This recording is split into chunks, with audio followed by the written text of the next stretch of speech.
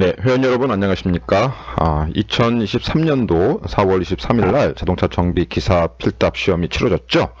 자, 어떤 문제가 나왔는지 해설 시간을 가져보려고 합니다. 자, 제 첫 번째 문제는 제동력 측정 시 주의사항 4가지를 적으세요 라고 했는데, 이것도 이제 관연도에 나왔던 문제로 보이네요. 자, 두 번째, 자동차 종합검사 신규검사원의 교육시간 3가지를 적으세요. 자, 이 문제는 이제 새롭게 출제된 문제이긴 한데요. 좀 관심 있게 보신 분들은 이 문제가 기능장 시험, 기능장 22년도 71회 71회 그러니까 한 5월달 정도에 5월 7일 날 시행된 시험에서 나왔던 문제였던 것 같아요. 그래서 보니까 우리 기능장 시험과 기사 시험의 필답 문제들이 서로 상호 호환돼서 출제가 되고 있는 유형을 살펴볼 수 있다. 그래서 앞으로 또 우리 자동차 정비 기사 필답을 준비하시는 분들은 그 관연도에 나왔던 그 기능장 시험 필답 문제도 좀 참고 좀 해야 되지 않을까라는 생각이 좀 드네요. 네. 자, 세 번째 문제는 뭡니까? 라디에이터의 구비 요건을 쓰십시오 라는 문제였고요. 네 번째 문제는 직렬형 시동전동기의 3개 유형의 괄호 안에 들어갈 말로 알맞은 것을 보기에서 찾아 적으세요 라고 했습니다. 자, 요것도 좀 이렇게 알고 있는 문제이긴 한데 유형이 좀 새로운 유형이지만 이론이 철저하게 준비되어 있었던 분들은 뭐 무난하게 해결할 수 있는 그런 문제라고 보고 있고요. 다섯 번째 문제는 배선 표기를 보고 3가지를 적으십시오. 이 문제도 관연도 문제에 해당이 되죠. 여섯 번째, 스토 시험 방법 및 문제시 원인을 적으십시오. 이 문제도 관연도 문제였고요. 일곱 번째, 자, ABS 센서 채널에 따른 괄호 안에 알맞은 내용을 적으십시오. ABS 브레이크 채널 관련 보기 중에서 고르세요 해놓고 보기에는 독립, 병행, 전륜, 후륜, XHY 뭐 이런 형태로 되어 있는데 이런 문제들도 우리 관연도 문제에서 나왔던 문제로 볼 수가 있겠죠. 자, 여덟 번째 문제는 브레이크 작동 시 뒷바퀴의 잠김 방지 역할을 하는 것은 했어요. 네, 요거는 뭐 프로포셔널 밸브를 얘기하는 것 같은데요. 그죠? 네, 요것도 우리가 이제 무난하게 풀 수 있었던 문제였던 것 같고요. 아홉 번째, 자, 배기 라인에 3원 촉매 후 소음기에 구멍이 있는 차량의 검사 시 일산화탄소, H탄화수소, CO2, O2는 어떻게 되는가? 증가하냐, 감소하나, 변화가 없느냐? 네, 이 문제도 이제 관연도 문제에 나왔던 문제고요. 열 번째, PCS 작동 조건 3가지를 적으세요. 네, 이 문제도 관연도 문제에 해당이 되죠. 자꾸 넘어가네요. 네. 자, 11번째 문제입니다. GDI 엔진에서 기본 분사량 결정을 하는 센서 2가지를 적으세요. 네, 이 문제도 관연도 문제. 12번째, 자동차 부품 기준에 따른 와이퍼 기준 괄호안을 적으십시오. 이 문제는 새로운 문제인 것 같아요. 법규에 대한 얘기, 부품과 성능에 관한 법규 문제를 좀 출제가 됐습니다.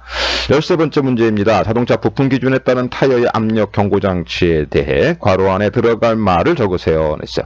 자, 지금 문제들을 보니까 새롭게 나왔던 문제들을 좀 살펴보니 첫 번째, 신규 검사원의 교육 시간을 적은 문제와 그 다음에 12번째 문제, 법규 문제죠. 와이퍼 기준에 관련된 문제, 그 다음에 13번째 문제에 해당하는 타이어 압력 경고 장치에 대한 법규 문제. 자, 요런 이제 법규 문제들이 상당히 좀 출제 빈도를 좀 많이 차지하고 있는 추세를 갖추고 있죠. 그래서 여러분들은 이제 자동차에 관련된 몇 가지 법규들이 있습니다. 자동차에 관련 법규, 또는 자동차 성능과 부품에 관련 법규, 또 친환경에 관련 법규, 그 다음에 검사원에 관련된 법규, 예, 요런 법규들은 이제 기본적으로 한번 살펴봐야 되지 않나. 왜냐하면 지금 뭐 문제의 출제가 거의 다 법규 문제들이 우리가 가장 많이 어려워들 하고 있고요. 또 시험에서는 자꾸 자동차 기사를 준비하시는 분들한테는 법규에 관련된 내용을 알고 있는가 하는 문제들을 자꾸 출제의 의도로 보고 있습니다. 출제자의 의도가 법규를 좀 알고 있으면 좋겠다, 이런 의도가 있는 것 같습니다. 네, 그래서 이런 문제들을 한번 살펴봤는데 하나하나 우리 내용을 살펴보겠습니다. 첫 번째 문제입니다. 제동력 측정 시 주의사항 4가지를 적으세요. 그랬어요. 제동력 측정이라는 것은 이런 제동력 테스터기가 있는 이런 친구한테 제동력을 측정하기 위해서 자동차를 롤러 위에다 올려놓고 브레이크를 밟아가면서 각종 제동력의 공식을 이용을 해가지고 점검하는 거죠. 근데 그 사전 준비를 얘기하는 겁니다. 여러 가지 4가지를 적으라고 했는데 대부분 이제 제동 측정 시 주의사항들을 보게 되면 7가지, 7가지의 점검사항이 있습니다. 이 중에 4가지만 쓰시면 되니까, 이걸 뭐 외우려고 하지 마시고요. 대략적으로 뭐 이 테스터를 하기 위해서 기본적인 사항은 어떤 걸 점검해야 되느냐 정도 이해만 하시면 되지 않을까 생각이 돼요. 첫 번째는 타이어의 공기압 여부죠. 네, 공기압이 너무 작거나 높으면은, 이 제동력 자체가 마찰에 변화가 발생하기 때문에 제동력이 정확하게 측정이 안 되겠죠. 또 타이어의 마모 상태, 이물질 제거 이런 것도 있고요. 측정하지 않는 바퀴의 고인목 중요하죠. 이게 바퀴가 제동력 측정하다가 튀어나갈 수도 있기 때문에 고인목을 설정하는 것도 아주 중요한 점검 사항 중에 하나죠. 세 번째, 측정 차량은 공차 상태에서 운전자 한 사람이 탑승을 한다. 브레이크를 걸어야 되니까요. 그죠? 브레이크를 작동시켜야 되기 때문에 사람 한 사람이 타는 거. 세 번째, 측정 시 시동을 하고 변속 레버는 중립에 놓는다.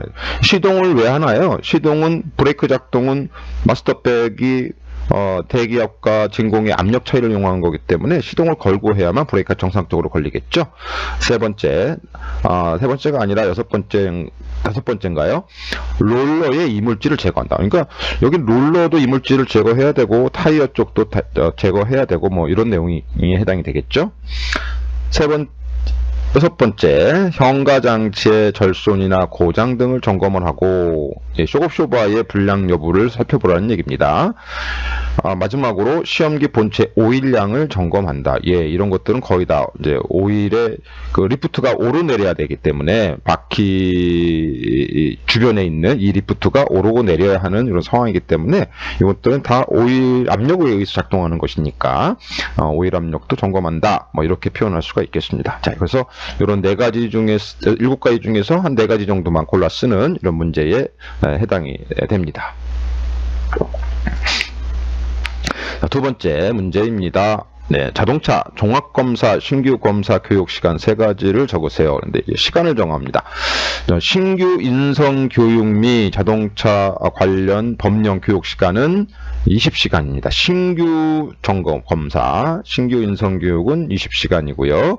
자동차 검사 기계 관련 교육시간은 5시간으로 정해져 있고, 검사 실무 교육시간은 10시간 이상으로 되어 있습니다. 네, 요거는 이제 자동차 신규 검사, 종합검사, 신규 검사 교육시간 법규에 나오는 내용이기 때문에 여러분들이 그 법규에 관련된 내용을 살펴보셔야 돼만 이해할 수 있는 내용인데요. 뭐 이런 문제들은 뭐 거의 손을 댈 수 없는 이런 문제 중에 해당이 되겠습니다만은 좀 여러 가지의 자료를 살펴보신 분들은 쉽게 또 찾아볼 수 있었던 것 같아요.